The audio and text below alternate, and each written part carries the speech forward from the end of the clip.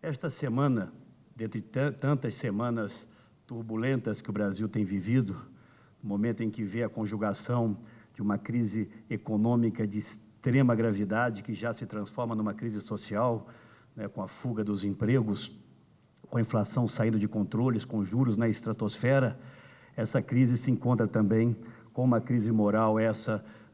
talvez de inéditas proporções na história contemporânea desse país. E essa semana, essa segunda-feira, se inicia, senhor presidente,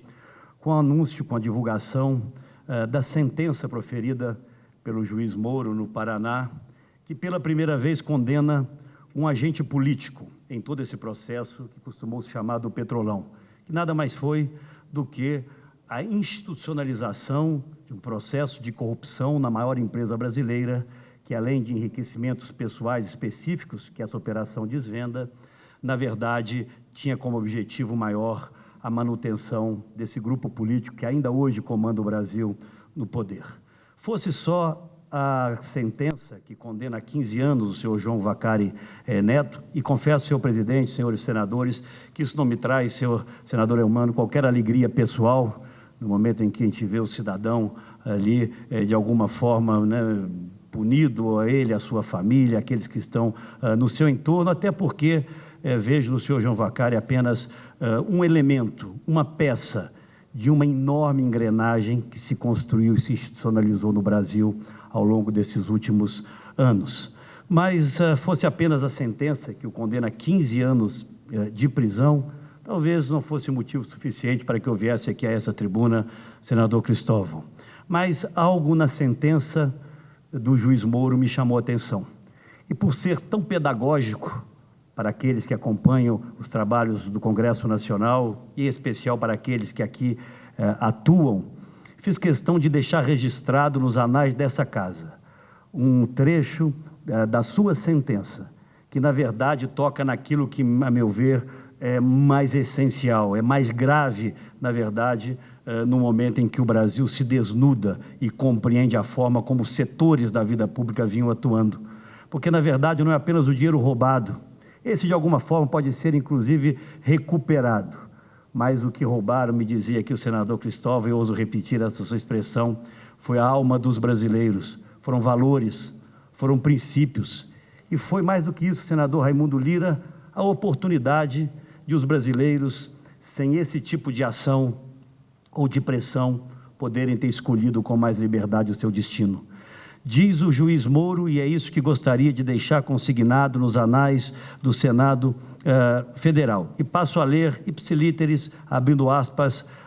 para o juiz, no momento em que sentencia há 15 anos o senhor João Vacari Neto. Diz ele, a partir de determinado momento: a prática de crimes de corrupção envolveu o recebimento pelo Partido dos Trabalhadores, com a intermediação do acusado, de pelo menos, estamos falando apenas de uma condenação, de um processo, outros provavelmente virão, de R$ 4.260.000 de propinas, acertadas com a Diretoria de Serviços de Engenharia da Petrobras, pelo contrato do consórcio Interpar, o que representa um montante expressivo. Continua o juiz Moro. Consequências também devem ser valoradas negativamente, pois o custo da propina foi repassado à Petrobras através da cobrança de preço superior à estimativa, aliás, propiciado pela corrupção com que a estatal ainda arcou com prejuízo no valor equivalente. Mas é esse termo, esse texto que passo a ler agora, que, a meu ver, deve ser objeto de enorme reflexão, em especial pelos membros de bem que existem, estou certo, no próprio Partido dos Trabalhadores e não se envolveram nessa estrutura criminosa ali montada. Diz o juiz Moro na sua sentença, mais do que isso, a corrupção gerou impacto no processo político democrático, contaminando com recursos criminosos, o que reputo especialmente reprovável. Talvez seja essa, diz o juiz Moro, mais do que o enriquecimento ilícito dos agentes públicos, o elemento mais reprovável do esquema criminoso da Petrobras. A contaminação da esfera política pela influência do crime, com prejuízo ao processo político democrático. Continua o senhor magistrado. A corrupção com pagamento de propina de milhões de reais e tendo por consequência prejuízo equivalente aos cofres públicos e afetação do processo político democrático merece reprovação especial. Portanto, senhor presidente, senhoras e senhores senadores, não tenho como deixar de lembrar de um momento importante da última caminhada eleitoral, onde eu próprio tive a oportunidade, de frente a frente, a senhora presidente da República, indagá-la sobre que nível de confiança tinha em relação ao senhor Vaccari, já que as denúncias imputadas a eles eram extremamente graves. O silêncio da presidente soou como uma absolvição precoce ao senhor Vaccari, até porque cargos na máquina federal ele ocupava naquele instante. Faço, portanto, aqui esse alerta, senhor presidente, porque nós estamos ainda no início de um processo traumático, dramático para alguns, mas espero eu, com as bênçãos de Deus, saneador para a vida pública brasileira, porque teremos inexoravelmente, presidente Raimundo Lira, que sair disso como um país melhor, onde os valores sejam resgatados e onde a vida pública volte a ser um instrumento da transformação da vida das pessoas para melhor, e não do enriquecimento de alguns poucos ou do benefício de específicos grupos políticos. E é com essa esperança de que nós sairemos desse processo renovados, é que eu rogo aqui mais uma vez para que as nossas instituições cumpram com o seu papel, e me refiro nesse instante especialmente ao Tribunal de Contas da União, que discute, avalia e certamente votará nas próximas semanas um processo em relação às contas da Presidente da República, onde há denúncia ali de crime de responsabilidade fiscal ao permitir que os bancos públicos, descumprindo que o seio, a alma da nossa legislação, pudessem financiar o Tesouro Federal, e hoje os custos desse descumprimento da legislação vem sendo pago pelo conjunto da sociedade brasileira. Rogo, por outro lado, que o Tribunal Superior Eleitoral cumpra com o seu papel. Não faço aqui antecipação de julgamentos, mas é importante que ele cumpra o seu papel, condenando ou eventualmente absolvendo aqueles sobre quem recaem gravíssimas denúncias de utilização de dinheiro da propina para as eleições últimas que o Brasil viveu. Portanto, é muito importante que nós, brasileiros, acompanhemos com atenção o desdobramento dessas ações. Na última quinta-feira, a eminente ministra Luciana Lócio devolveu o seu voto e achamos que amanhã já poderemos ter, pelo menos, o início da abertura de uma ação de investigação, apenas de investigação, em relação ao conjunto de denúncias que ali chegam. Outras ações estão em curso no Tribunal Superior Eleitoral e, portanto, garantir que essas instituições funcionem adequadamente é garantir, na verdade, em última instância, o pleno funcionamento da democracia no país. E o que nós estamos assistindo ao longo dos últimos anos é recursos que deveriam estar sendo investidos na educação, na saúde de melhor qualidade, drenados na vala da corrupção. Mas traz o juiz Moro, senhores senadores, senador Capiberibe, um alerta extremamente grave, porque se esse roubo da alma que se refere o senador Cristóvão, quando as pessoas passam a não acreditar, não confiar, não ter esperanças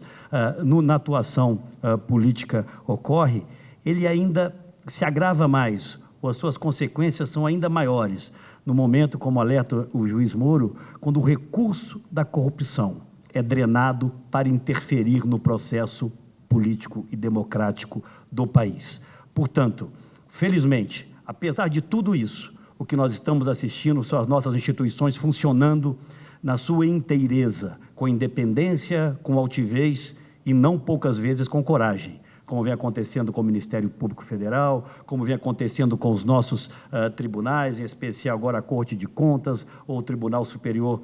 Eleitoral, como vem acontecendo com a Polícia Federal. Repito, senhoras e senhores senadores, para encerrar, não faço aqui pré-julgamento, mas garantir a democracia, fortalecê-la, é permitir que as nossas instituições funcionem como vêm funcionando, sem qualquer tipo de constrangimento, venha de onde vier.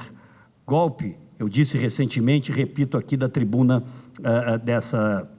dessa casa, até porque essa tem sido uma tentativa recorrente daqueles que, sem mais condições de explicar à sociedade brasileira tantos desatinos, tantas irresponsabilidades, acusam uma ação legítima das oposições de denunciar, de condenar e de cobrar de uma atuação golpista. Não somos golpistas, senhor presidente. Ao contrário, temos e teremos sempre como nosso limite e o nosso norte a Constituição, que ajudamos a escrever e que assinamos com enorme orgulho. Disse recentemente e repito mais uma vez, golpe ou atalho para se chegar ao poder, para repetir a expressão da senhora Presidente da República, é permitir que a lei de responsabilidade fiscal, por exemplo, seja descumprida, com objetivo eminentemente eleitoral.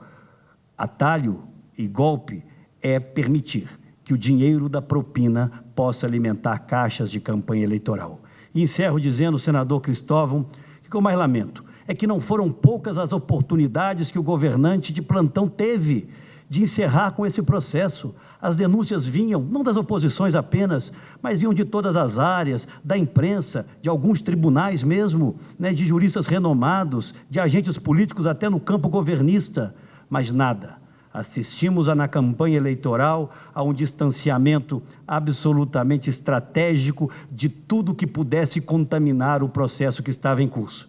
Pois bem, venceram as eleições, é verdade, mas o que nós temos hoje é um governo sitiado, um governo que não pode olhar nos olhos daqueles que o elegeu, porque faltou com a verdade durante a campanha eleitoral e roubou, meu caríssimo senador Cristóvão, aquilo que nós temos, como disse Vossa Excelência, de mais valioso, a nossa alma e a nossa confiança no futuro. Muito obrigado.